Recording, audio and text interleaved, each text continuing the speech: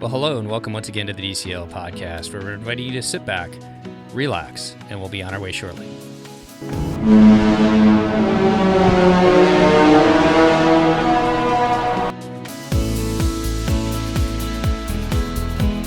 Well, welcome back to the DCL podcast, your podcast to help you and your family cruise a little smarter when the ships are sailing. And I'd like to welcome back to the show all the way down in Florida. Ciao, Christy. Ciao, Steve. How are you doing today? Ciao. Ciao, ciao. Wie geht's? Was ist los? I got nothing after that. You got nothing on that one? Hey. Wait, did you just speak to me in German? Ja. Du bist die Toilette. Yeah, I know how to find the toilet. But I actually called you the toilet. Well, that is true. Wo ist die is where is it? Yeah, that is true. Okay. Yeah, you caught me there. I'm doing a little Duolingo. My wife's doing Spanish right now. My brother's doing Norwegian, and they hooked me into it. So I'm trying to catch up on my German a little bit for when we can travel again. Sprechen Sie Deutsch? Kein Deutsch. All right. Well, let's jump into it. Let's, you know what? Let's go something different. We've been to the Caribbean. We've been to Mexico. We've been to all these like random places that everybody goes. Let's go someplace different. What do you think? I think it's a great idea. All right. And helping us out today, I'm super excited to welcome to the show Diane and Mark, all the way up from New York City. How are you guys doing today? Good. Yeah, doing great. Thanks for having us. Oh, yeah. Thanks for reaching out and being part of our port excursion kind of year as we kind of look at people's different experiences in the port so that maybe they don't do necessarily the same things, but kind of get an idea of other things that people have done so that maybe helps with their planning as well. So before we jump into it, why don't you give us a little bit about your guys' cruising background before we talk about this particular cruise? Well, interestingly enough, I had gone on cruises when I was a kid, but this was my first, I had been on a cruise like maybe 20 years ago. Long story short, we're Disney fans. We go all the time. We're annual pass holders, but we hadn't done a Disney cruise yet. And we were worried. We have a 9-year-old and we were worried she was going to age out of all the cutesy princessy things. My parents were having their 50th wedding anniversary and they were going to take all of us to Croatia in the summer of 2019. And just kind of the stars aligned. I was talking to friends about it and they said, Disney has Mediterranean cruises, and one thing led to another. We weren't planning to start our Disney cruise journey with a 10-day Mediterranean cruise, but it was literally the only one that lined up with when we were going to be in Croatia. So there you have it. That was our launch. And then we loved it so much, as of course you talk about on the podcast all the time. We got one other one in February of 2020, right? Really before everything kind of shut down. We did like a 3-day, like a land sea. So we've been on 2 Disney cruises, and I think Christy can attest, we've had 5 canceled, I think, in the past year. So That's tough. So we would have had a more robust history to talk about, but for, I think a lot of us would. So when you reached out to your travel agent, she said, yeah, if you want to go on a cruise, the first thing I would do is a 10-night Mediterranean cruise, huh? Well, this is why I now have Christy Pack Your Pixie Dust, as I always call her, because I did all of this without a travel agent. I just one morning on a Saturday thought it was a good idea to call Disney Cruise Line. And next thing you know, we're booked on a 10-day Mediterranean cruise. Actually, I have a funny story to that, or an addendum to that, I guess. I had just woken up and all of a sudden I hear Diane go, and our meals included with this? And I thought to myself, what did she just do? And I walked out and she was just almost in tears. Aww. I did that, something very similar when we went on our European cruise. They sometimes, different companies offer like seminars for travel agents, and Celebrity had one. I think like in late February, there was this offer for this April cruise. And before my husband even woke up that day, I had it like all sorted out, counting his vacation days, figuring out like air and whether we could. And then I'm like, honey, like the second he woke up, I have an idea. That's what I did. Yeah. Yep. Yeah. Yep. We were off to the races. Yep. And the rest is history. Steve, one of your first cruises was to Europe, right? It wasn't your very first, or was it? Yeah, we've had kind of a weird cruising background. I guess you're right. Our very first cruise that I went with my wife was on NCL. We went on the Jade out of Venice and went to Croatia. So did you guys get to spend some time in Croatia? 10 days. Yeah. It was like, it's insane. I think we were gone for 28 days. That's so awesome. Yeah. It was the trip of a lifetime. Yeah, it was magnificent. Yeah. And obviously perfect before you were stuck in your little apartment. A year and a half. Yeah, we can't really complain. But yeah, we went into COVID with some good stuff on our bedpost for sure. Yeah, it was an incredible year. Yeah. We traveled basically the whole almost year. every other week. Yeah. Oh my God, that's so cool. I think Croatia is, I mean, in the people that kind of get out and adventure, it's not a hidden spot anymore because it's been known for a while. But I think for maybe a lot of people that maybe listen to our podcast, if they've never been or thought about going to Croatia, I think it's like one of the most beautiful countries you can visit. Such friendly people, food's amazing. Yeah, just nothing but high marks for it all around. Yeah, I agree. I guess let's kind of turn the focus to the Mediterranean a little bit before we jump into your cruise and the ports. But I think, on our podcast, we always talk about, if you're going to start off on a cruise, you should do like a 4 or 3 days, see if you like it or anything like that. But no, I never say that, by the way. Well, you don't say the 3 day. I know that. I know.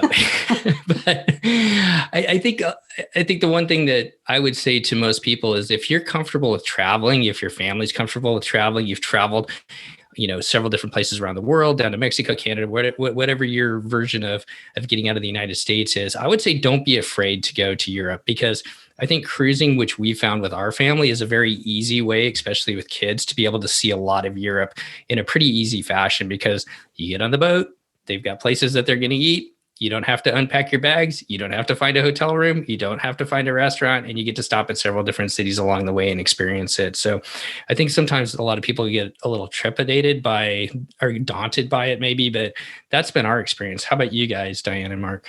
Yes, I can tell you all, like now we've disclosed that we kind of defaulted to the Mediterranean, but I could tell you all the reasons why. And then we can also talk about maybe things to do if you're going to bring your kid across a couple of time zones to the Mediterranean.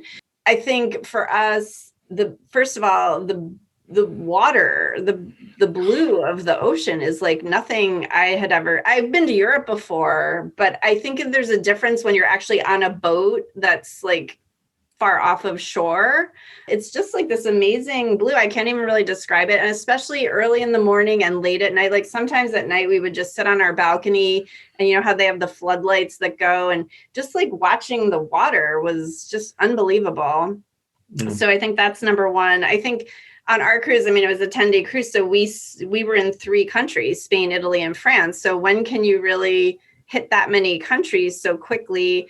The different languages, the different cuisines, and there's like a thread through all of it, but they're all very distinct. So I think, that was amazing. And the seascapes and the landscapes, some of the ports that I know you've talked about on other episodes, you're really driving like 2 hours somewhere. So you get to see the sea area, but then you also get to drive through like Tuscany or on the way to, Rome. And so you get to see the Italian landscape or the French provincial landscape. So just like visually so beautiful.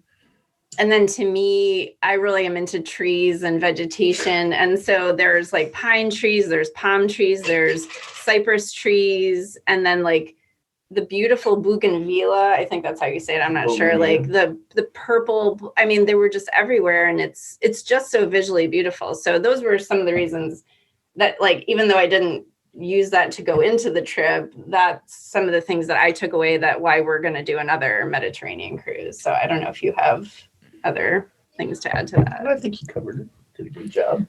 When we went on another NCL cruise, we went into Stockholm, and the ship was too big. The Magic actually parks right downtown Stockholm, but the ship we were on was too big. So we had to park at a different port further away, and it was an hour-long train ride. And to your point, Diane, it was beautiful just sitting in the train and seeing the scenery. It was really rural, and it wasn't until like the last minute where you hit the city. And so you kind of realize that I didn't realize how rural it was and just how beautiful it was outside of Stockholm. And I think a lot of people talk about we've had a lot of people talk about, well, if you go there, it's going to be a 2-hour, which is true, but I've never thought about it the way you said it. That's a great way of looking at it. It's just the beauty of the countryside that you get to take in as well. Yeah. I loved the long, going to Florence. Yeah. And plus we could talk about this later. My Mark and Deegan are not morning people. So sometimes that 2 hours on the bus like really helped like have them be in a better place when we actually got to the, to the actual destination. So yeah. Christy, how about you? Thoughts on the Mediterranean, sailing there for the first time or just sailing there in general?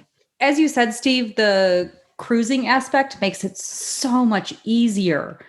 It is unbelievable just how nice it is to wake up and you're in the new country, in the new location.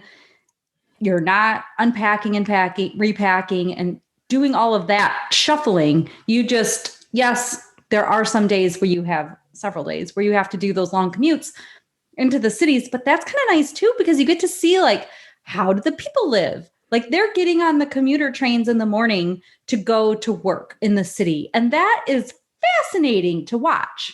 We pulled up into one port or one stop on the train. And like, this couple was having like you would imagine in a movie, their romantic long goodbye smooch before one of them was getting on the train. And I'm like, you know what? This is what you expect to see in Italy.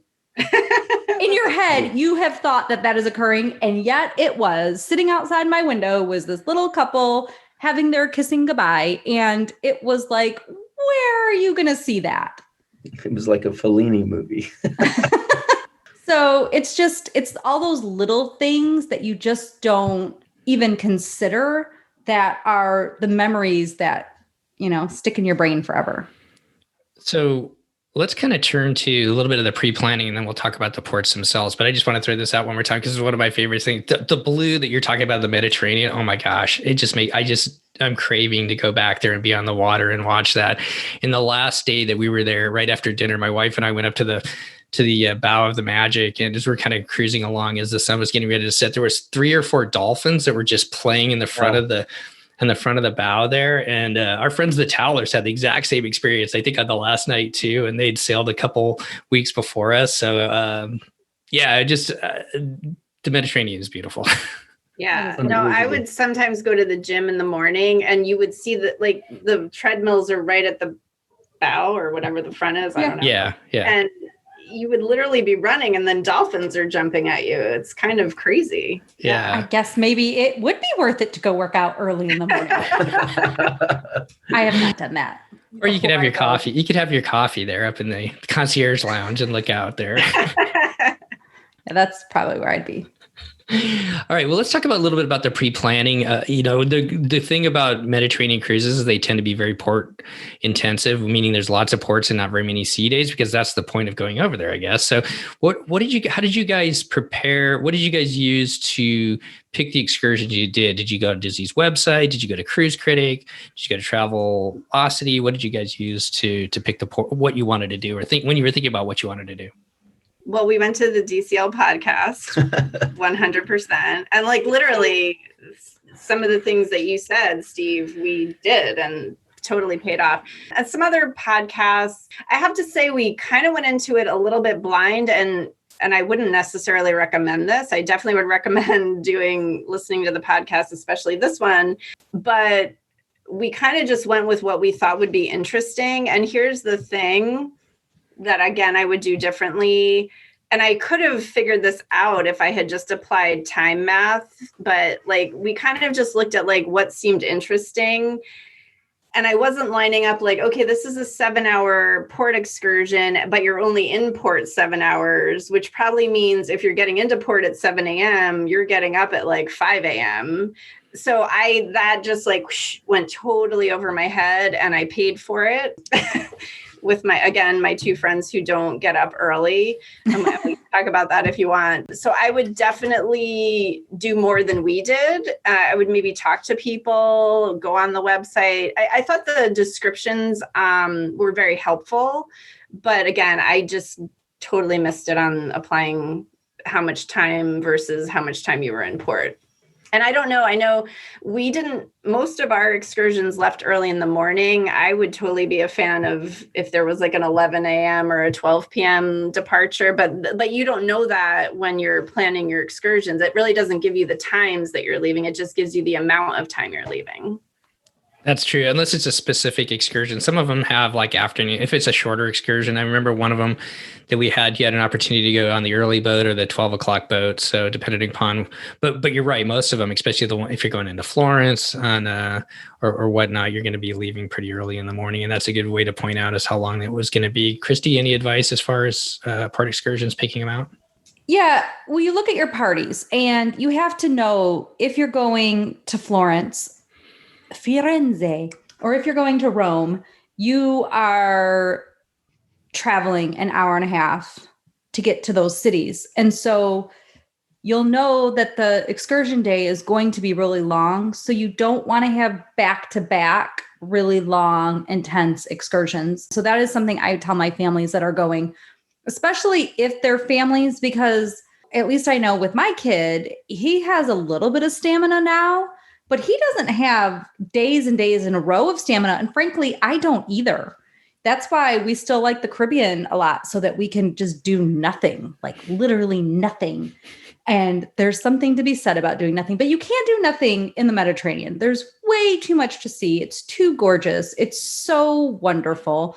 So you have to just go, which is another reason I tell my people who want to go there for a honeymoon, that might not be the best honeymoon trip. I mean, it's bucket listy, which is what people like about the honeymoon aspect of it. But like for us, we were exhausted at the end of the night and we weren't going to the shows or doing much of the evening activity because we were so tired and we had to get up early the next day to do it again. So you have to decide too, if it's for you, can you go nonstop for 7 to 10 days in a row? Or what are you going to sacrifice? And so if you're on a Disney cruise, for example, some of those nighttime shows are really special, but that means you're sacrificing some of the ports. And honestly, can most people do both? I don't know. Steve, could you guys do it all? We did one show. We did the Tangled show, but we never saw one of the movies on. We've still never made it to the Buena Vista movie theater. We've never done that. So, but I think you're so right. I think you have to know your people. Like, we had late dinner, thank God. But yeah, could you imagine me, Steve, at late dinner? Oh my God, I could never. I don't know how we wouldn't have done late dinner because like we needed to regroup at the end of each day. But I do think you need to know your party. Like I know a lot of kids wake up really early and they're like ready to go. I do not have one of those children. If she wakes up early, she is not like, let's jump right into this day. She's like, let me watch some TV or let me relax. So one of the tips I would have for parents is like, you really need to, and we had no idea because this was our virgin excursion. Like you really need to preview for your family. Like, this is what the day is going to look like. This is when it starts. There might be 3 different things we're doing. Here's when we might be eating. Here's when here's when I can get you back to the kids club was really kind of how I ended up working myself into good coping strategies. So yeah, I think you just have to be aware of your party and what their preferences are. Any thoughts there, Mark? No, I mean, yeah, she covered it. Looking back on it as a memory, it's amazing and beautiful and everything's great. But, there were times when just because of the intensity of the days, Deegan would just melt down, our daughter. Mm-hmm. And I get it. And plus, we were in Europe during a historic heat wave. So geez, that's right. Particularly brutal. But, again, it's like any kind of travel. Like I've had, as a younger man, I had some pretty horrific travel experiences, but I look back on them now rather wistfully, actually. So, but it is intense, and you got to know it going into it. I think those are all really good points that you've got, obviously. And sometimes it's a learning experience, right? So we all kind of learn. And that's that's hopefully the point of this podcast is so people can learn from your guys' experiences too. What we did was we knew it was going to be super port intensive. We did some pretty long port days the first couple of days because they were things like what you said. They're like, we wanted to go to Pompeii, we wanted to go to Portofino, and those were going to be long, long days. And so what we built into it was when we got to, not Marseille, it was the one before Marseille. Villefranche. No, it wasn't. wasn't Villafranche. It's I think it was Genoa. We built that one into just that was going to be our relaxing day. If we got off the boat, we were going to go just kind of wander around and see it. Otherwise, we were going to take it easy. And that really helped out, knowing that, okay, we're going to push it hard for 3 or 4 days. And then we were sacrificing this one port to kind of relax a little bit. And I think as we kind of get into it, you guys kind of did the same thing. Yeah, totally. So, all right, well, let's jump into it. This is in 2019, 10 days. So you get 8 ports and 2 sea days. It leaves out of Barcelona, and your first port you're going to jump off to is Naples. What did you guys have planned there, and what did you do? Naples, we did the Capri, Sorrento, and Pompeii. So I could talk about Capri and Sorrento. Mark can talk about Pompeii. Well, so first of all, this was it was our first, like, oh my God, we have to wait. We have to be in whatever theater by 7 a.m. or whatever it was. So that meant like I had to get everyone up by like 6. It happened to be Deegan's birthday the night before, so nobody was really happy. And then again, I wasn't really realizing it's like planes, trains, and automobiles, because you get your little sticker and then they're like, get online for this ferry. So you get off this big boat and then you're getting on this like little ferry. And it was almost like an hour to Capri, I think. But it was so beautiful. It was definitely one of our favorite ports. The best photo ops, I think, for sure. You get off, they give you a ticket to get on the funicular to go way up the hill. And then it's like a 1-lane town, very walkable, very high end, very posh. And then we went to the Gardens of St. Augustus and walked around. And then there was like this overlook that we still look at all the time. The most beautiful, talk about the blue of the Mediterranean, the most beautiful pictures. And so we did that. And then we walked back into the town and had the best caprese salad I've ever had at, I think, Cafe Alberto, I think. And Mark is a big history buff. So we left and then he looked at all the like church. He was really into the churches. Yes. Best caprese salad. Is that where those are from? Yes. Yes. Turns Hence out. the name. Yeah. Look at this. Learn something new every day. I love a caprese. Love it. It's so good. I've never had like mozzarella like this. And then anyway, you get back on the ferry. Pro tip, they have Peroni's Italian beer on the ferry. At that point, we needed one. And so that was good. And then we went to Sorrento. We track with everything you said on the last show about Sorrento, Steve. You go to the little furniture store. We just took off and didn't listen to the demo. But I did realize in retrospect, they do that so that you have a place to go to the bathroom and be in air conditioning. And then our guide had given us this restaurant recommendation, Tazo, Restaurant Tazo. We had pizza. The guide ended up eating there as well. That was fun. And then, so this is again a pro tip for parents. That was the one time ever our daughter has ever wanted to go to the bathroom on her own. And I thought, I'm going to embrace this moment.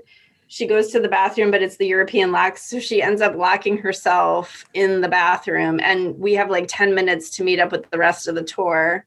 And so I'm trying to text Mark, text the bathroom.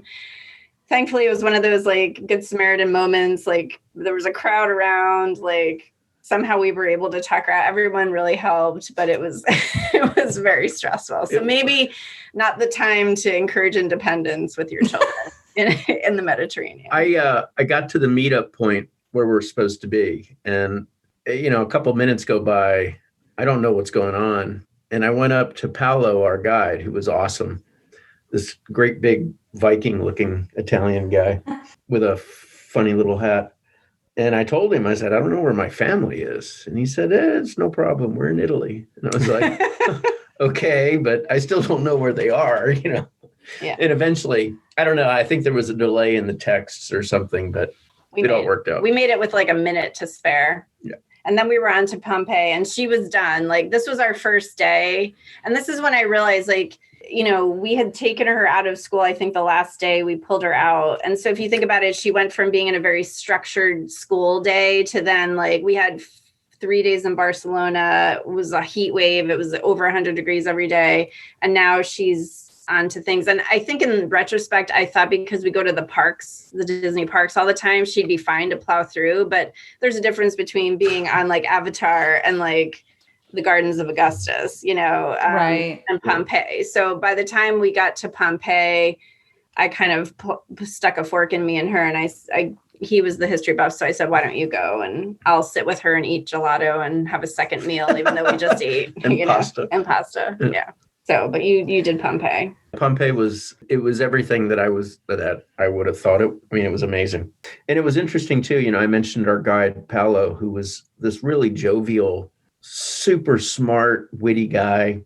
But there was a certain amount of solemnity that came over him as he was discussing Pompeii. And I get it, because it's intense. It was a physical vibe. Yeah, it was intense and beautiful in a tragic way. Mm-hmm. But it was very, very special for me. I think a lot of people had that same kind of feeling too as we went through Pompeii at the end of our tour, as far as, just taking into the magnitude of the moment of what happened there. The only other advice I would give about Pompeii possibly is they do have some excursions that go earlier in the day. Sometimes when you get there later in the day, it can be pretty hot by then. And there really is no shade as you're walking through the city, or through the ruins.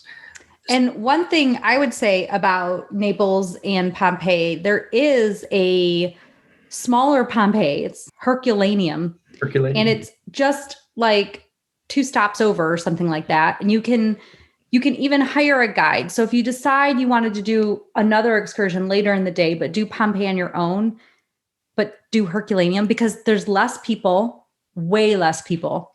It's smaller. But it's a small version of Pompeii with less people, easier to navigate. You can get there quicker, and you can do it on your own without being in a large group. You can even they have guides right at the beginning. So you could hire somebody. So that is something, if you wanted to do that on your own, it's super easy to do. Because just Christy Pack Your Pixie Dust has secured us my dream cruise for my 50th birthday next summer. We're going back to Naples, and this time we're going to do Positano. Oh, you could be under your Tuscan sun. That's right. So from Naples, you guys are on to Rome, Civitavecchia. What did you guys have planned there?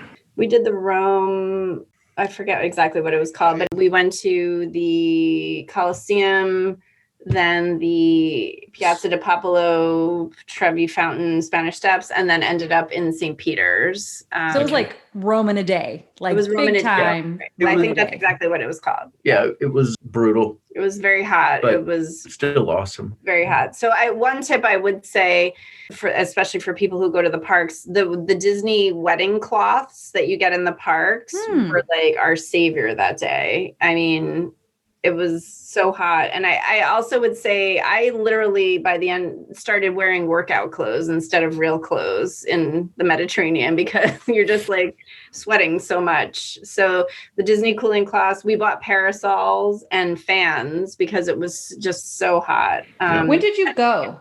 We went June 30th, I think was our first, June 29th. So we were there like the first week of July. Yeah. But it happened to be like it was like a heat wave. It was even hotter than it normally is in July. So. We had friends that were on the Magic right after you guys that did the Western Mediterranean that went up to England, and same thing. They were in Paris for like days where there's no air conditioning. It's 100 and some degrees. It was just crazy that year. So a good overview of Rome there. From there, I'm going to let you say the next port because I don't want to butcher it. Oh, yes. This was our unexpected port, Ajaccio. Oh, yeah. It was, I'll let you talk about it. It was really magical. Yeah, it was. I don't remember if we were thinking of maybe doing a sea day out of it, but Deegan really wanted to go to the kids club. And so left to our own devices, we decided to go for it. And I think it was a walk-off. It's a walk-off port. And it's a very walkable city. Yeah. And this was Corsica, right? Like yes. In Corsica, yeah. Yeah, I think Corsica is like the name people would recognize. Even me. Corsica. Yeah. So it's like French and Italian. Yeah. Yeah. We just walked the city, and like all of the city. The only disappointment was that we didn't have bathing suits, because there's a pretty little beach. But we just walked around, and then we tried to find a place for lunch, and we went into this little wine store. And in my horrible French and in the clerk's horrible English, we not only picked out good wines to bring back on the boat, but he directed us to this amazing restaurant right on the harbor. We had this amazing seafood meal. Yeah, it was Les Pêcheurs, I think. Les Pêcheurs. Yeah.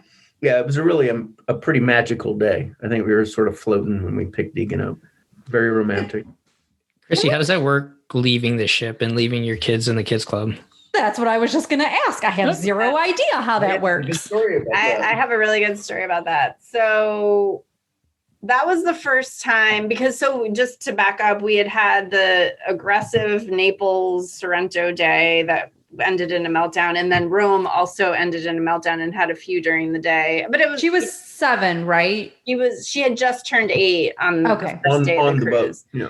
And again, it's on us, not her. So then we thought, why not? She really loved the kids club. So, and it was a walk-off port, and you could kind of see the ship at almost any place you were when you were walking. So we felt comfortable leaving her, and we really thought it was going to be a sea day. So we hadn't even signed up for a port excursion, but just kind of, again, the stars aligned and she really didn't want to be with us. And we were like, well, look at this beautiful seaside town. So then when I went back, and this is very funny, Disney moment, I went back and I picked her up and I thought, I'm just going to ask, because our next port coming up was Florence. And so there was no way I was going to miss Florence. I also was like, I mean, if she likes the kids club, maybe, I don't know. Anyway, so I asked the lovely kids club attendant, I said, do parents leave their kids in the kids club like all day? And she was like, straight face, she was like, all the time. And I was like, really? Like, even if you get on one of those excursions that's like 2 hours away, like Florence? And she was like, really? She's like, some parents leave their kids from like 8 a.m. when it opens till like till dinner. And I was like, okay. So I took that back to the family and we talked about it with Deegan, and she ultimately made the decision to come with us to Florence. But I think we were like 95% of the way to, because we had gotten an international plan on our phones. So anyway. Would they have called you? Yeah, I think they would have called. They said they would call, because I went through all the scenarios. They said that they would call, and they were literally like, we have a surgeon on board or a doctor, like we have all these things.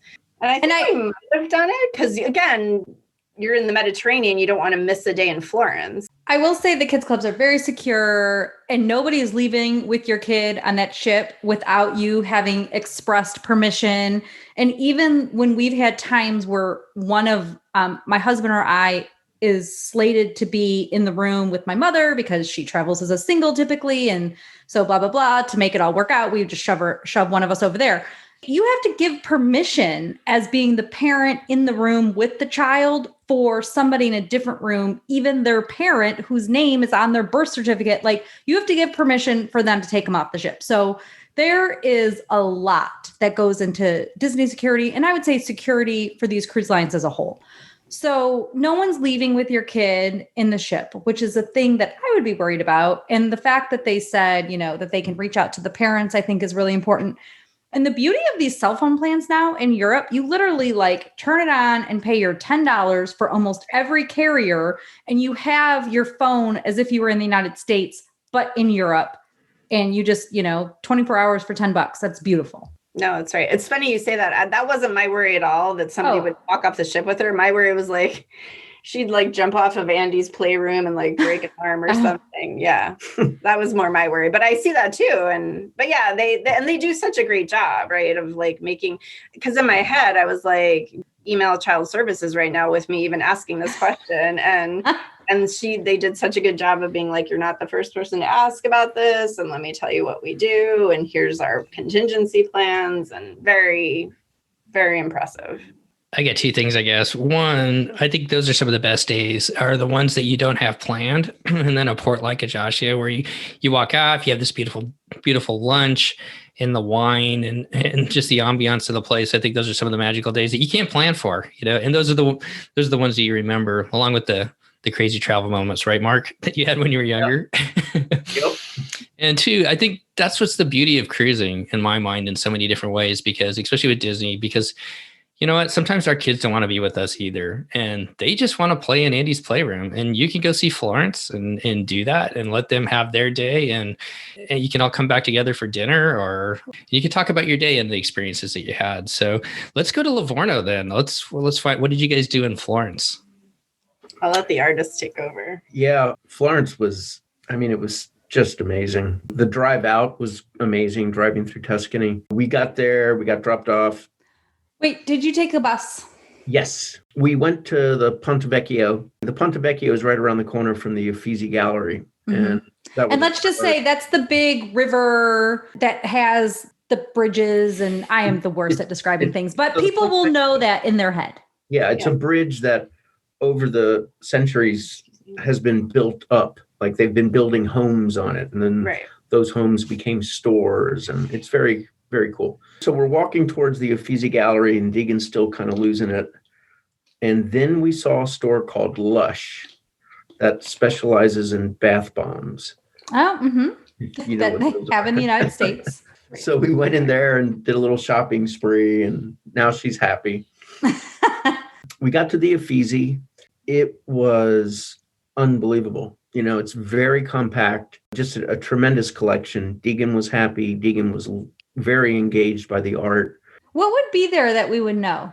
Well, there's a lot of Botticelli, which was really cool for me. Some of the pieces, La Primavera, Madonna with Child, Birth of Venus is probably one of the most famous.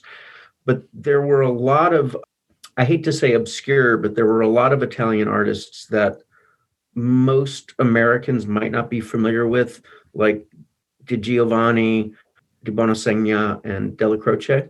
And that was amazing. And also busts from antiquity, like busts of Caesar, Agrippa. It's a really magnificent collection. And again, because it's so compact, we were done in an hour and a half. You know, a lot of my fellow artists, my friends, you know, we joke about eye fatigue, because when we go and, you know, the way an artist is looking at art, you just get kind of worn out. You know, it's, we blew through it and we were done. And then we walked outside. Oh, wait, can I just say that you do have to get tickets for the Uffizi. So you can just go on their website. And I would say, now that I'm better at math, don't do it before 12 p.m. because there was no way you were going to be able to get there. Yeah. And it was pretty intuitive once you got this. So you get them on your phone, I think is how it worked. It all worked out. But you do need tickets ahead of time. And can I just say that there is a restaurant like across the street called Cafe Uffizi that had the best lasagna I have ever had in my entire life. Actually, Dave ordered it. I ordered something else because I was trying to be unique. Then I wanted to eat all of his food and he ate mine because this lasagna was so good. So if you were my client, then I would have told you to go there. Well, we actually went right across the square to Ristorante al Cavallino Firenze. I'm a carnivore, so I had to have a Tuscan steak in Tuscany. And it was one of the best steaks I've ever had in my life. And you had the penne. I had the penne alla arrabbiata. Yeah, it was unbelievable. It was one of those places right on the square, and it almost looked like touristy, but we were so hot. And we were like, well, Deegan picked it. Yeah, Deegan, you were like I want to eat here. But it was so good. Yeah, it was amazing. Yeah, we have pictures like the steak is like bigger than his entire upper body. Yeah. Nice. Yeah. The thing about Florence that is potentially the most memorable for me, I've been there twice, is that you like just walk these streets, cobblestoned and just whatever, little streets. You turn a corner and then bam, Duomo. Yep, I was going to say that. I was going to describe it kind of that way, actually. Yeah, no, it's so amazing. Yeah. Did you guys get to go inside it or? No, Duomo and like the Vatican, these were things that when I knew we were going on the cruise, I pretty much wrote off just because of the context. But we walked all the way around it. I took hundreds of photographs. I mean, it was amazing. Yeah, I mean, there's a lot of stuff within the cruising context that you're just realistically not going to be able to do. Yeah, for sure. But going into it, I was okay with that, and the experience I did have was awesome. So yeah. And there's a good gelato place, right? Catacorner. Right, Catacorner. Yeah. And then it ended near Santa Croce, which actually looks it's very smaller, much smaller, but it has the same like pink green motif. So we finished up a little early and had a little Prosecco and an Aperol spritz. Yeah. And that was fun. Very nice. Yeah, it was a beautiful day. And, after the Ponte Vecchio meltdown, Deegan was great. I mean, she really, there are times when she's like really, really actively engaged by travel itself or art, architecture, and specifically. But yeah, it was a beautiful day. I definitely don't have the eye that you do as an artist, but just throughout our time through the Met, just the different architecture from the different buildings, the different centuries that they were built in, it was just amazing. So I can imagine, being in the museum, and having your eye to be able to go through that must have been just amazing. So you set this up on your own and used the ship's transportation there and back. Is that how you guys did it? Or did you book your own transportation too? No. It was, I think it was called Florence on Your Own. So okay. You technically had a guide, but really just on the bus. And then she walked you to, again, one of those it was like a leather shop, I think. Yeah. Go use the restroom, buy something if you want to. Yeah, everybody went to the bathroom and then we were like, later, we're out. Yeah. Perfect. Yeah. But it was what a beautiful. I think it was plenty of time to see Florence. Yeah. Yep. We did like an overview of Florence, and then we went to Pisa. So it was a long day, and I don't know if I would do that again, personally. Yeah. Pisa was.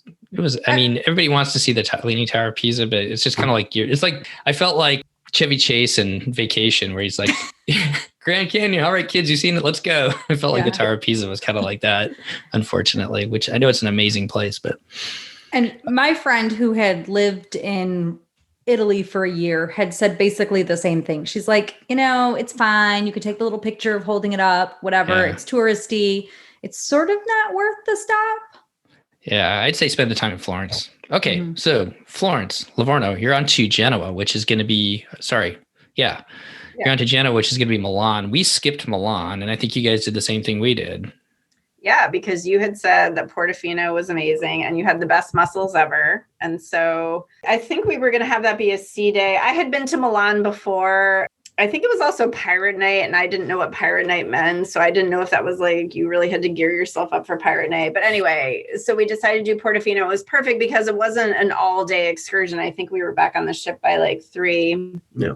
And it ended up that we had met a family that we had been in Rome with as well. And they happened to be on our Portofino thing. But to me, Portofino, it's beautiful. Again, you're on a boat out there and it's like all the cypress trees and the blue of the Mediterranean. It's just so beautiful. And then there was like one little stop at like some kind of monastery, I think, but then just pulling into the town and it's just like all these like buildings that each have a different, very vibrant color and all these boats and then the cypress trees on the top. And it was just amazing. And it's very walkable. It's a little hilly, I think. Again, super hot day. So we got off and there was like a beer kiosk right in the middle of town. So I appreciated that. Yeah. And the great gelato place, really good shopping. I think we restocked on wine and then a great lunch. Yeah. I had like a pesto and I tried limoncello. You had grappa.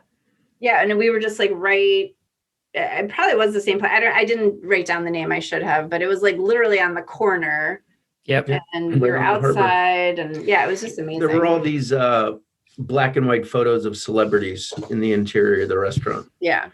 But we were really, I felt one of the highlights for me was that we met this family. Shout out to Christine, Brian, and Morgan. And they had a daughter a year older than our daughter. And they just automatically clicked. Yeah. And it was great. They were great people. They were traveling with Christine's parents. And we just had, it was really good vibes.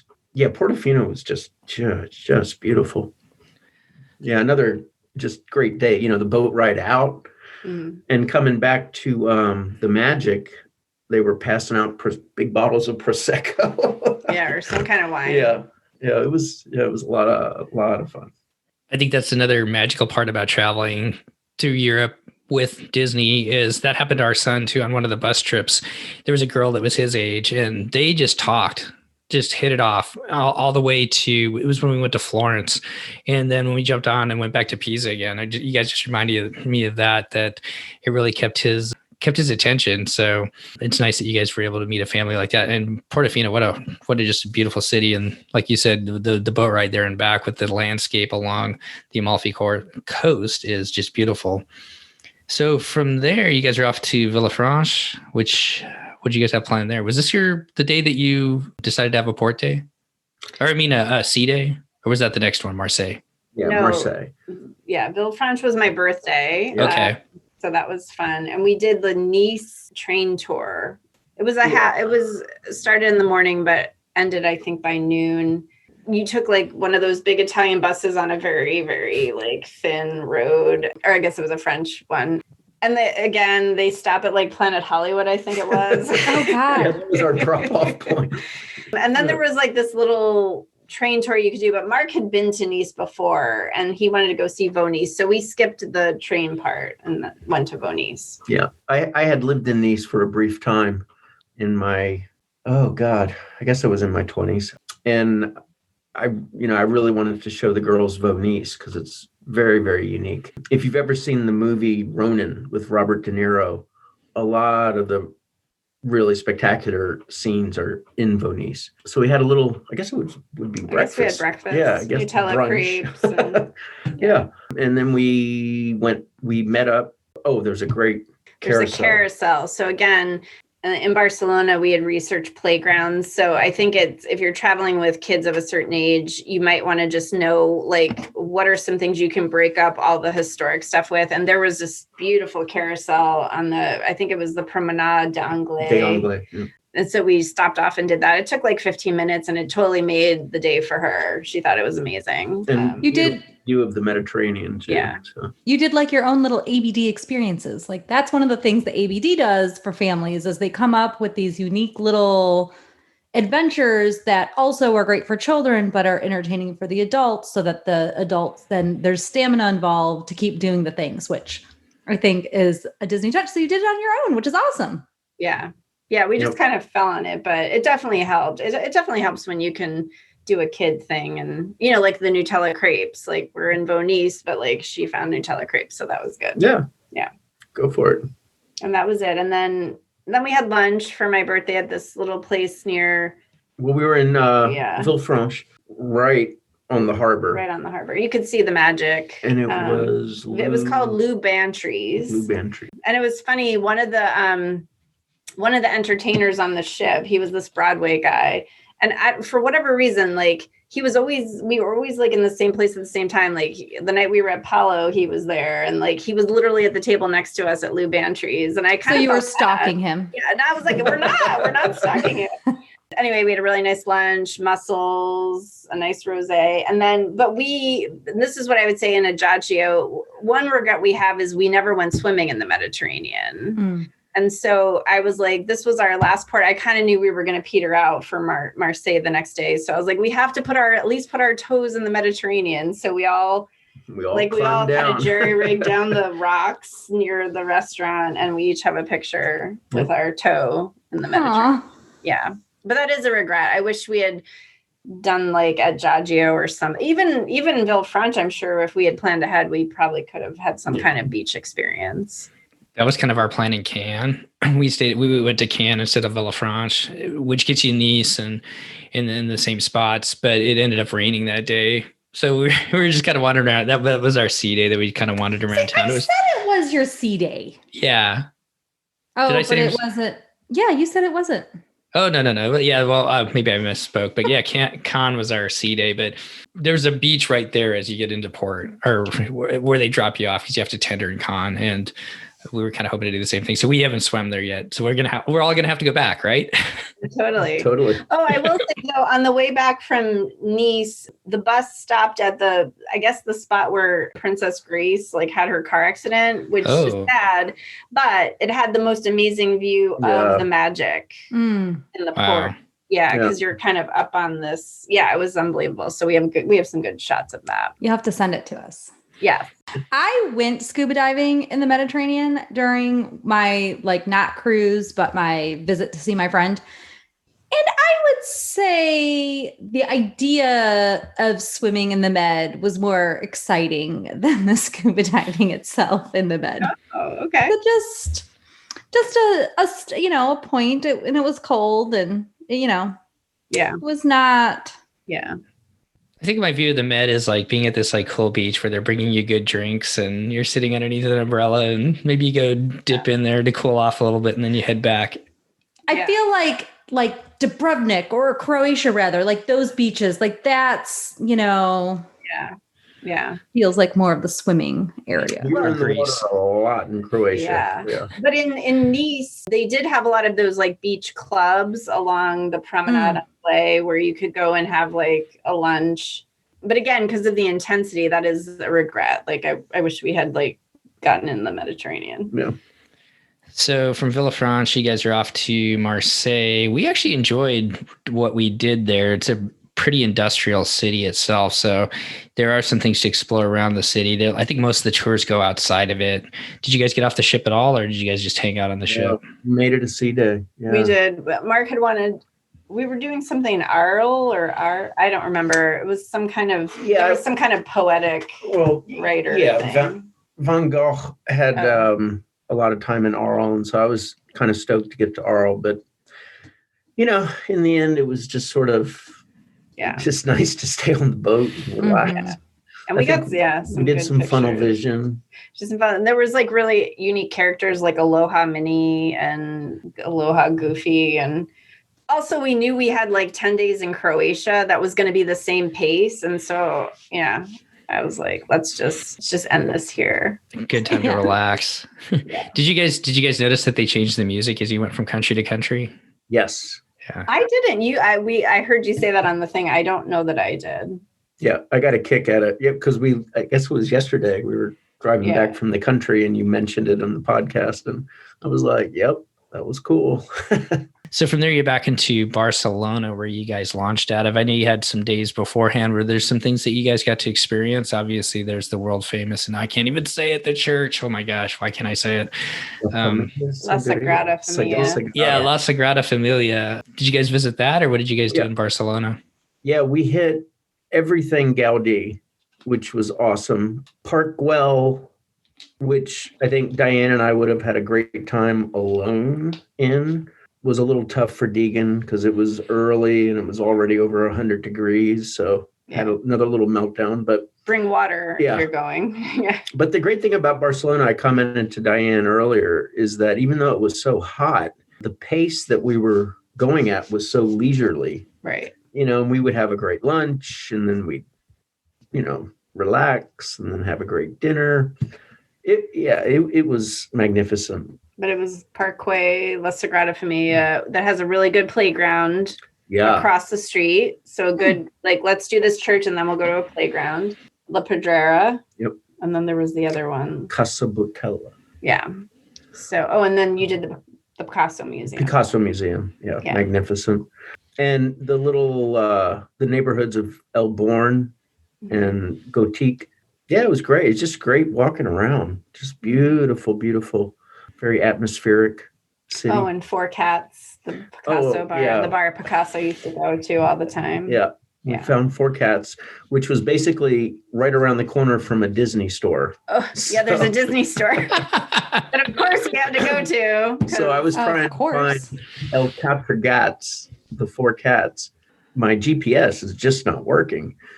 And while we're stumbling around Barcelona looking for this place, we come upon a Disney store. So the girls go into the Disney store and I'm like, I got to find this place, you know, this bar. So I keep walking around and then I realize that it's like 15 feet away from me.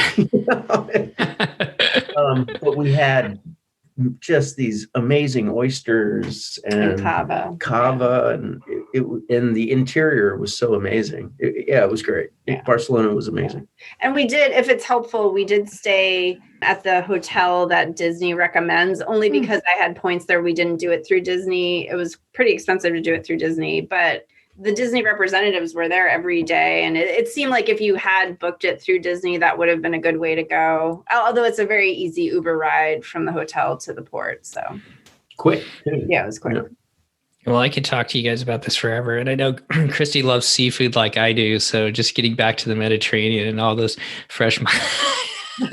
Lots of Bronzino. Christy wishes she ate seafood, but cannot handle the taste. It tastes like I'm scuba diving, and I don't prefer that taste. We have a lot of snarkiness back and forth, and I appreciate that she laughs at my silly remarks. So I could talk to you guys forever about this, and I just cannot wait to go back ourselves. You guys alluded that you have a trip of a lifetime. Do you want to say what it is, or do you want to keep it a secret? And when you guys get back from it, we can have you back on, if not sooner. Yeah, no. And again, major props to my girl, Christy Packer Pixie Dust, who secured my dream cruise for my 50th birthday next summer, 2022. We're doing a 12-night Mediterranean cruise that includes Greece. So it has some of, I think it's Naples, Florence, I think Marseille. Sicily. Oh, and we're going to Sicily, and then Athens, Mykonos. There's two other, I think there's one other at least. It's amazing. It's amazing. And it's what I wanted. And I just have to say, I'm going to give her a plug. I hope it doesn't embarrass her. Literally, this woman was like on the phone all day, calling me up until 11. I think it was close to 11 Eastern.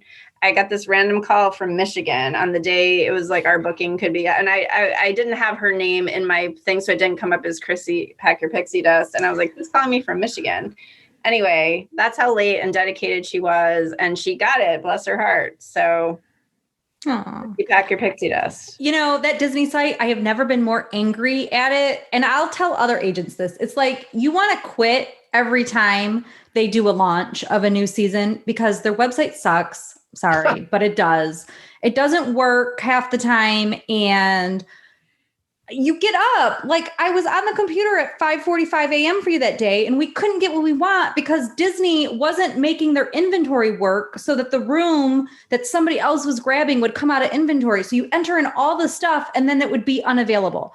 So then we were like blocked out in the morning of no matter what, like I was like speeding through it. It was so frustrated to get you a balcony room because you really wanted that. And then I'm like, I'm going to try one more time. And I called before I went to bed and we got the cabin. And I was just so happy for you guys because that was personal at that point. Cause I'm like, I have been doing this all day. They are getting the cabin they want. Yeah, it was awesome. So anyway, I mean, I hope we're cruising by then. We have to be, right? We have to be. Right. I think I've been wrong all the time, but they're cruising right now in Europe. So the thing is that I don't know, unless there's some new bat pandemic, we're going to be cruising again. And at a minimum, the magic is just going to say, forget it. We're doing European cruises. We'll just go and do European cruises. So I think that cruise Italian for totally. For that month. Yeah. No, you don't have to be though. So like, Celebrity has their cruise going out of Greece. And as long as we are allowed in that country and like back into our country, Americans can go. The same for the cruises out of St. Martin this summer. So we as Americans are allowed to go to these other countries. It's just that so far the CDC has not approved of cruising here, which is, everybody's trying to fight and get past. And so we'll see what happens. Well, I know. Sorry. No. Let me just say one more thing on that. It has been proven to be safe to cruise, that there's been over 400 and some thousand people that have cruised from other ports in the United States. As of right now, this is April 19th. And like, there's been less than 50 cases of COVID, and none of those cases have spread and caused any issues on the ships. And there's testing. So they're cruising now. They're showing it can be done safely, which is why all these cruise lines are saying, okay, that's fine. We're going to go to these other ports and get our employees back in the water because it's been shown to be safe. That's good. And if in Texas, you could put 38,000 people who are drinking and unmasked in a stadium, then perhaps we could put responsible adults on a cruise ship. Right. Amen, sister. Well, let's hope we're all on there because we're on Greece 3.0 with you guys. So hopefully we're going to be over there in Greece that summer too. I want to give a shout out quick and a plug for you, Mark. You have some artwork that's on some cruise ships, I've heard. I do. I have, I think, 11 pieces spread out through Norwegian Cruise Line. That's so cool. I did not know this. So you produced the art. Did they buy it or did you produce it for them specifically to put on the ships? They have purchased, I think they have purchased art that I had made previously, but most of the work, I would say 7 pieces were specifically commissioned. Okay. by the cruise line, and I think they bought 4 originals. So sometimes it would be a fairly quick turnaround, like, can you get this done in 4 weeks? And you're like, I will figure it out. I always, if a dealer says, can you say yes. He has a big piece that's on one of the observation decks. Yeah. I know I'm on the Bliss. I'm on the Joy. I think I'm on the Jade. And early on, when I would get the purchase orders, they weren't titling the ships. So I'm not sure about, and then all of a sudden they started titling the ships. But it was great. It was fairly consistent too for the last couple of years. I had a couple projects lined up pre-COVID, but I actually have gotten word that they are going to be launching 6 new ships. So things seem to be looking up. Yeah. Well, that's pretty cool. I think that's pretty amazing. I know I've been on the Getaway and the Jade, and they've got a lot of just beautiful artwork on there. So I'm sure that you're making a lot of people happy, especially in that observation deck, as they kind of take out the scenery, but then I'm sure your art puts it into perspective for them too. So yeah, Norwegian's been great. They're, and they're very serious about their art collection. It's not a afterthought. So it's been a real honor. Well, as we finish up tonight, Christy, any final thoughts there? Well, I have a final question. How does a lawyer end up with an artist? Because are you an artsy person? Because I would think, like most the lawyers I know, we're not that artsy. I know.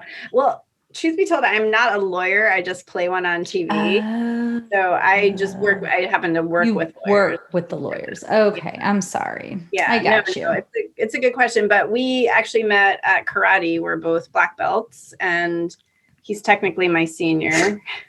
Oh, is that allowed? Sometimes. New girl. So that's how we met. But that's cute. Yeah. She thought I was a fireman. I did. I'll take artists. So, but that's how we met. That's adorable. I love it.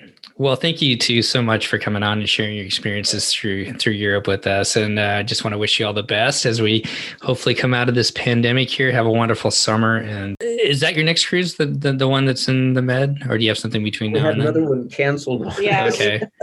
Christy had booked us one for. We live in New York, and we wanted to be one of the New York ones. That left out of New York, and it just got canceled randomly. Yeah. But I have like PTSD every time I see DCL in my inbox. But it was unexpected because it seems like very far in advance to cancel, but really unexpected. I want to know more. And I have another client that's cruising in October out of New York, and that hasn't been canceled yet. And so in their heads, are they trying to extend their English cruising season? Like, what is happening? What is the thought process behind saying for a while that I think that given that cruising is just a small part of Disney, that they're going to be the most conservative cruise line out there.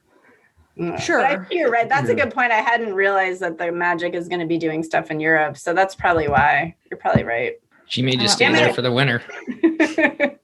I want more info. Okay. Well, I guess as we finish, if you guys happen to be on a cruise, I don't know, hopefully we'll all be at a cruise before that one. Please come on and talk to us and tell us how it went. But once again, thanks, Diane, Mark. Pleasure talking to you tonight. Thanks for all you've done for our podcast. Wish you all the best, and we will see you soon. Okay, great. Thanks, guys. All right. Bye. Ciao. Well, that's going to wrap up our show today. Once again, I really want to thank Diane and Mark for coming on and sharing their experiences cruising on the beautiful Disney Magic over in Europe. And although the European sailings have been canceled for 2021, I know our family and a lot of other families out there, a lot of you listeners out there have got sailings booked for 2022. And as you start doing the research for some of the different stops that you're going to be stopping at in 2022, I hope that this overall series looking at some of the Mediterranean stops helps you and your family kind of, plan that Mediterranean cruise, think about some of the challenges, some of the great benefits of cruising through the Mediterranean, and help you when you get those plans together for next summer sailings.